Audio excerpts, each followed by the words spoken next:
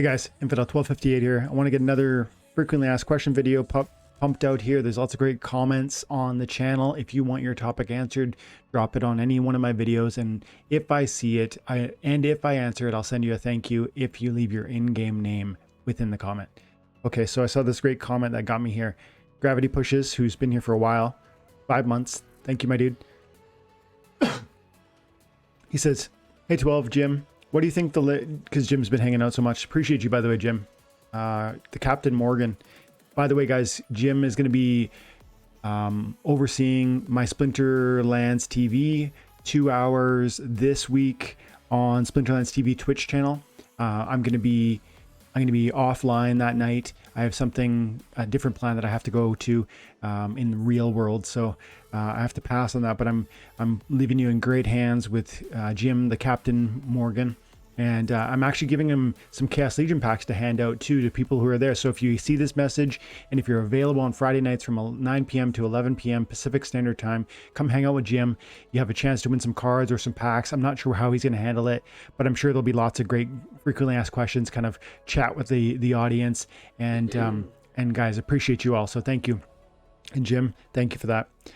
So Gravity says, what do you think the limits will be on the new legendary summoners? Do you think the summoner could give all monsters piercing an opportunity? If this summoner happens, you heard it here first, Gravity Pushes. So I would say that that sounds devastating. You know, opportunity so certainly I honestly think anything is on the table, but the question is, what would the mana cost be? And then thematically, where would it fit? Because they're so fixated on lore and making things appropriate for the lore. At least that's my sense.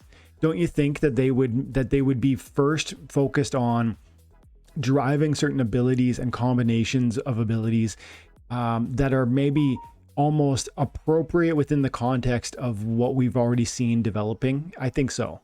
What that would mean to me is that, you know, when I look at that suggestion of piercing and opportunity, I think those are synergistic. Those would work really well together, and I think that would be really, really fun for like a melee focus. It seems to me it would be quite devastating. You know, you could put, for instance, you would have that opportunity. You'd essentially be able to use 6 melee monsters, and you could focus hard on high damage because the piercing is going to get through any armor. That would be a really deadly combo. And so I would argue if those were the combo, you'd probably add some third thing in there that was super almost weak, because to me those two are very powerful. Or maybe you would do those two, and then what would the mana be for just those two? I mean, I honestly think something like that would be worthwhile playing, even if it cost me 8 mana. Now, it's easy to say that now, and then to actually get your hands on it and to put it into work, I wonder how effective, because opportunity would cancel you quite easily, wouldn't it? I'm not opportunity, taunt would even specifically taunt with force field would really counteract a lot of what you would be aiming at here. Because picture your team, you could drop a melee team that had 5 or 6 monsters that each had 4 or 5 melee each. Even 6 melee, like think Sandworm, think all the Inspire you could drop. It's very possible to build a team, at least in Diamond, where you're going to be doing 5 or 6 monsters and each of them is dropping 4 to 6 melee damage. Even more than that is possible. And if that was happening, I would say that force field with triage and taunt would be so powerful. At least it would be one of the counters that a defender would use against you. Not saying that, I still think this would be probably too powerful, piercing and opportunity, even against that. Maybe you need to start running double taunt. And I'm not really sure. It feels to me like that would be very, very powerful, even if it was like an 8 mana. And I'm thinking right now the new legendary summoners are going to be either 6 or 8 mana, probably 6. But if they were, and I think they'll all be the same. It's not the case that some will be 6 and some will be 8. There'll be all of the main monsters from fire, water, death, life, earth will be the same amount of mana. And I would say the dragon could potentially be more, but probably it ends up being the exact same and just having a slightly different kit. So great question, fun to think about. Of course, no one knows at this point. I would say this would be very powerful and a lot of fun to play with. I think it's probably on the overpowered side, but interesting conversation. Thanks, Gravity. What do you guys think? Would that be totally broken? Let me know in the comments below. And what are some ideas that you have that could theoretically work? Because I do think lore specific creations are probably coming. You know what I mean? Like death, again, we pointed out in previous videos that death doesn't usually get healing. It gets things like life leech and scavenge. Those are specific to that kind of concept of what death would look like. And I think simultaneously life has a lot of heals, a lot of resurrect, a lot of cleanse, that kind of thing. So, when you think that through, you might actually begin to imagine what life legendary summoner would actually look like. Probably, we've seen a lot of repair in the history of the life team. We've seen a lot of cleanse. We've seen a lot of resurrect. I think we see more of that. Honestly, I wouldn't be surprised if the white team got an immunity legendary summoner. I wouldn't be surprised if death got like a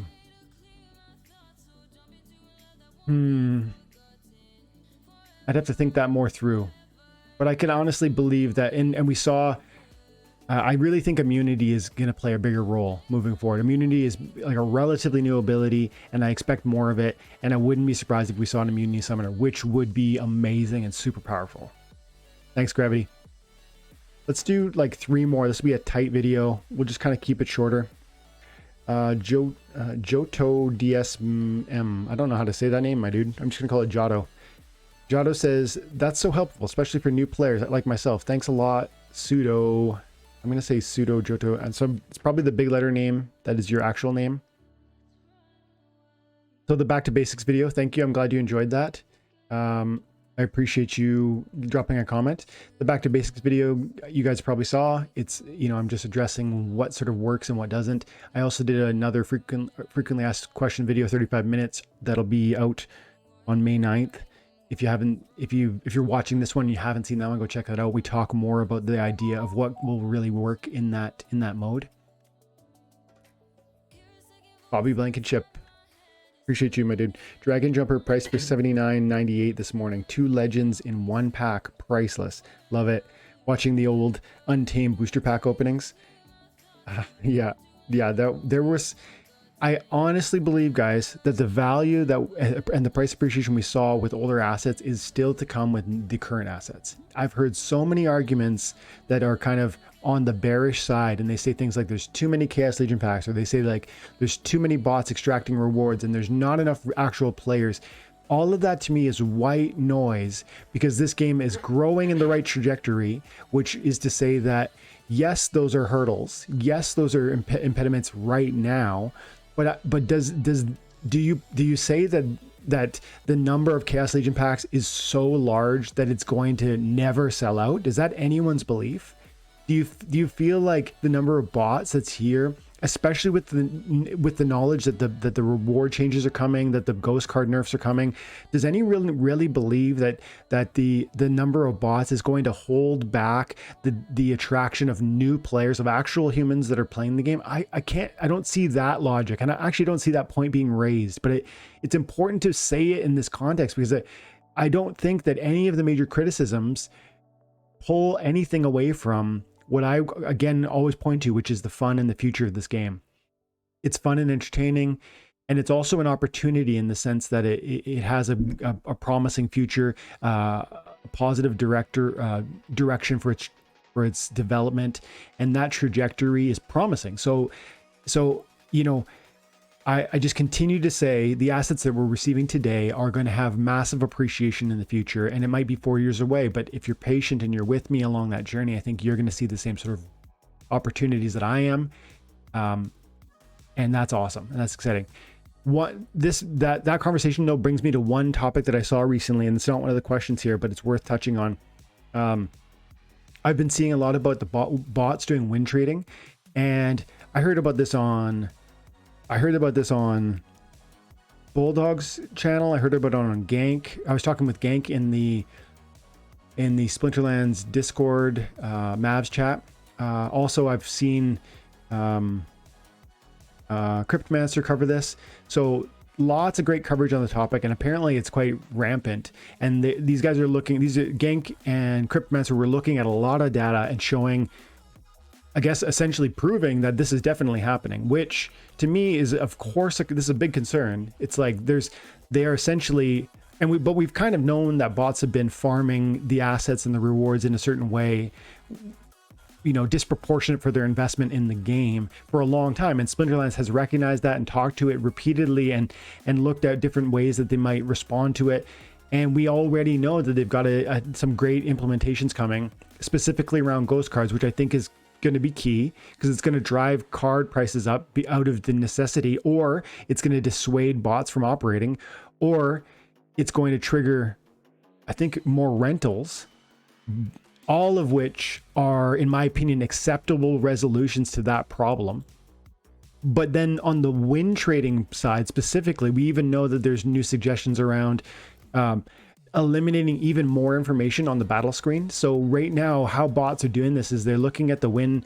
When you get a combat happen, you get the seeking enemy, and then I'm gonna queue up with somebody here in a moment, and it's gonna show me a little bit of data about who I'm facing. And it used to say even more. It used to say specifically who the name was, and then they've pulled away some of that data, but they've left some of it to remain, and that is allowing computers to essentially identify whether they're being paired up with one of their partner bots. And so look at what it's giving us now. It's giving us recently played teams, and that data alone is something for a bot to then utilize to scrape to identify which team I'm facing off against.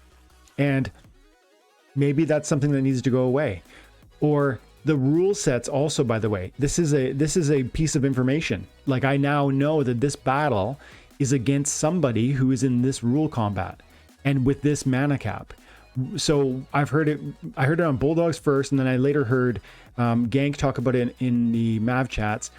Why don't we just make this standardized over, say, like a 15-second period, so that every match within this 15-second window has this exact rule combo, which would then which would minimize the information you're able to extract from this screen, and thereby prevent bots or make it more difficult for bots to do that sort of win trading.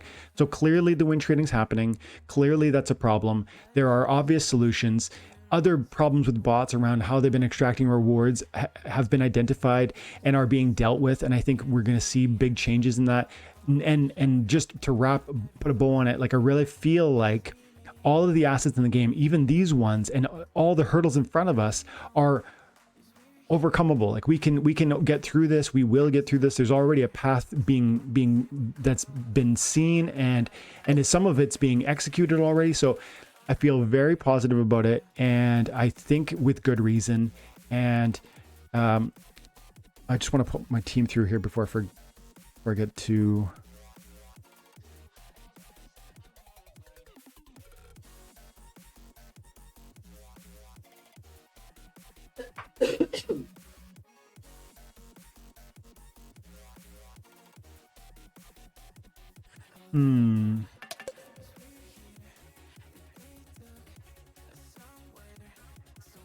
Whoa.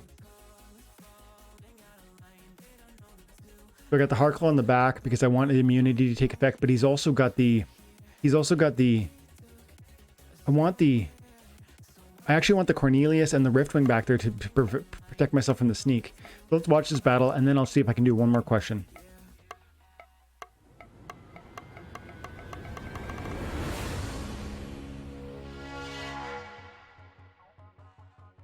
Taunt. I got scatter shot, so they can't affect me with the taunt. That's pretty important. He has a couple weakies, so that's nice. I have he has 2 monsters that I could kill with one shot with my Chaos Dragon, which gives me a 1/3 opportunity to delete a monster in the first turn with this guy. Do you see? Because the taunt's not going to bother me. It's not going to work against my scatter shot. And there are 1, 2, 3, 4 monsters I can't kill with one shot, and there are 2 monsters I can. So I have a 1 in 3 chance of killing something on the first turn with the Chaos Dragon. And if I was so lucky as to hit the Mycelia, that would help because it would eliminate 1 triage and and also the protect that she's offering, and it would blast damage Spirit Hoarder, which is great. This is of course powerful, but he doesn't have Enrage, and I have Retaliate, and I have Stun, and I have Shield, so I don't think this is not going to cut the mustard. And then he's got a lot of melee. He's got a lot of I guess meat shield here.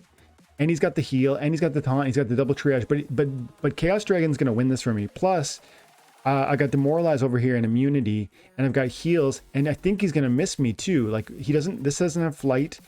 I have flight, I have speed. I think he's gonna end up missing me a fair bit because of the kitty speed. So I think we win this quite handily. Now he's doing a fair bit of magic, and he's gonna hit my Lord of Darkness with that, but I have double heals. He does have Afflict, so we'll see if he afflicts me in the first round. That could maybe be a problem, but I think we win this quite easily. I'm predicting a big win. And watch the Grund hit me, and I retaliate twice. Look at that, double retaliate. Wow, that's pretty well. I think that's a wrap. It doesn't even really matter if the Lord of Darkness dies. Like, he's really incidental. Like, I'm counting on longevity through the Hark Law, the Chaos Dragon doing what he needs to do, and longevity through the Cornelius, and I'm getting it, and that's all I need. Yeah, this is a wrap.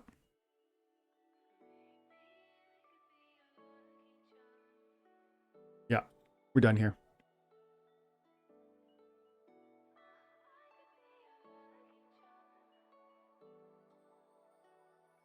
Oh, I'm working on my sneak. I was distracted with the video, so I forgot to play my sneak mission, but I'm working on a sneak quest.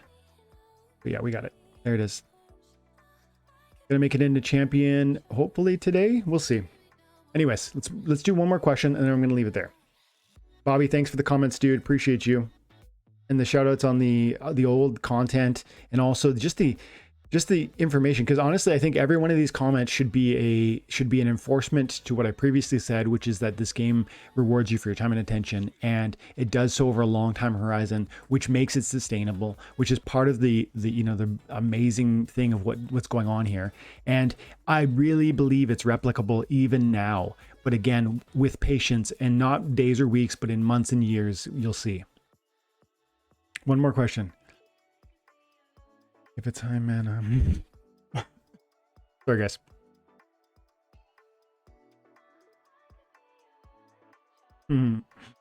Bobby says, this was an old video. Like, Facebook was going to do Libra coin. I don't think they ever did that.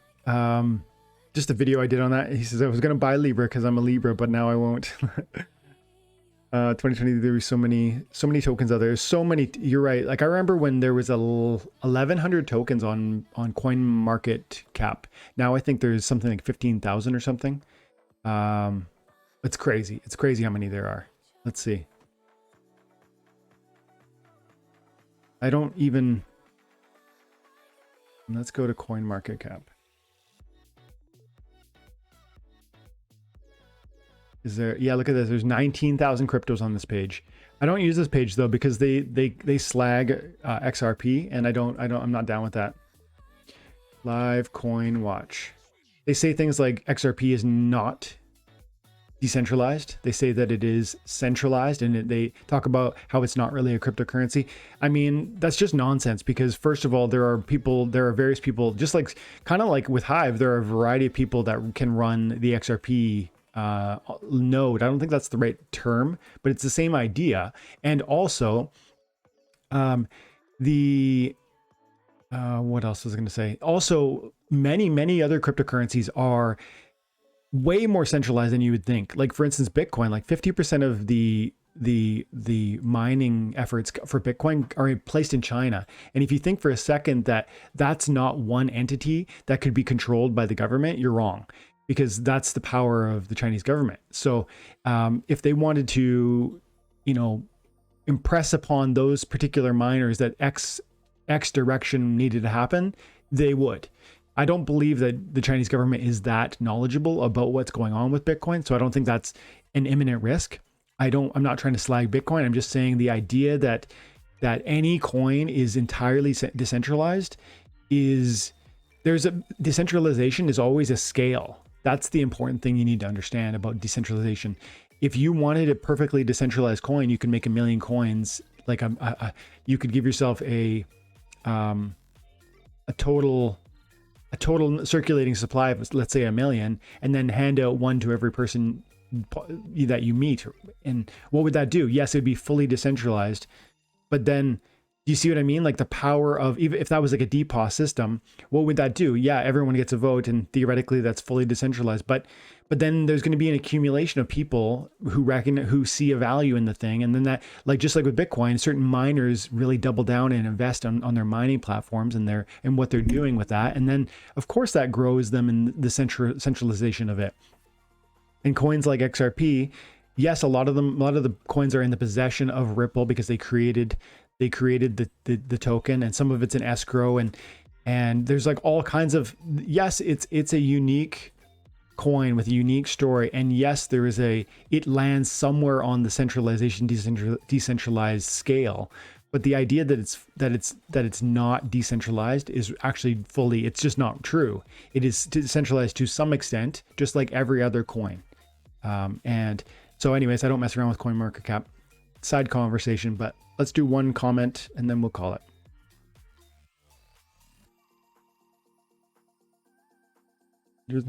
Just bought hundreds of common reward cards to delegate to the guildies. Since the tournaments only use alpha, beta, untamed, etc., do you think outside the ranked battle reward cards, utility is being forcibly pushed down? Utility is being forcibly pushed down? It was the thing that upset me the most when starting. Thought I was getting a good deal. Turns out it's unusable. Okay, I need to think this through. What are you trying to say there? Let me see this again. Just bought hundreds of common reward cards. Okay, because of first of all, let me think in the context of this video, I was talking about if I had done one thing before in this game, it would have been committing myself more to making sure I was extracting my maximum rewards for my time and attention across every day, because there's some days I didn't.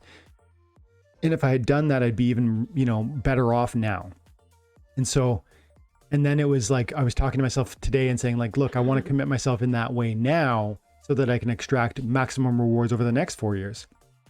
And then in the context of that conversation, Gravity says, you bought a bunch of common reward cards, okay, to delegate to the guildies, I guess to your guildmates, and to give them collection power, okay.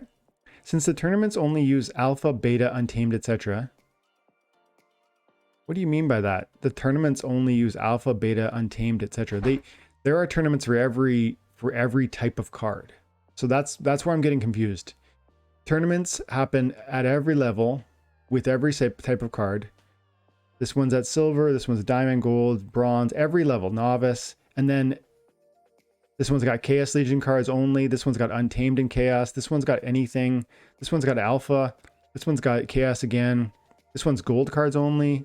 So this one's got reward cards, Untamed, Dice, and Chaos, but not the oldies. So I'm really confused by that comment, because it seems like you're saying certain cards are not functional now in tournaments. Since the tournaments only use alpha, beta, untamed, and etc., do you think outside of rank battles,